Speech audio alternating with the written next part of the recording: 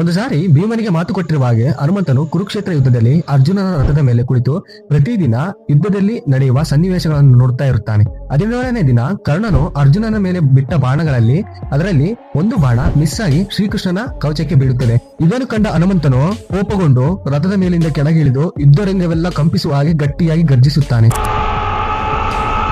ಈ ಗರ್ಜನೆ ಶಬ್ದಕ್ಕೆ ಎರಡೂ ಸೇನೆಗಳು ಯುದ್ಧವನ್ನು ಬಿಟ್ಟು ಎಲ್ಲಾ ಸೈನಿಕರು ಕಂಗಾಲಾಗಿ ಓಡಿ ಹೋಗುತ್ತಾರೆ. ಕೋಪದಿಂದ ತನ್ನನ್ನು ನೋಡುತ್ತಿರುವ ಹನುಮಂತನನ್ನು ಕಂಡು ಕರ್ಣನು ಎರಡೂ ಮೊಣಕಾಲುಗಳನ್ನು ಊರಿ ಕೈ ಮುಗಿಯುತ್ತಾನೆ. ಆಗ ಅಲ್ಲಿಗೆ ಶ್ರೀಕೃಷ್ಣನು ಹನುಮಂತನ ಹತ್ತಿರ ಬಂದು ಹನುಮನ ಭುಜದ ಮೇಲೆ ಕೈ ಹಾಕಿ, ಹನುಮ, ಇದು ತ್ರೇತಾಯುಗವಲ್ಲದ ಕಾರಣ ನಿನ್ನ ಕೋಪಕ್ಕೆ ಇದು ಸರಿಯಾದ ಸಮಯವಲ್ಲ.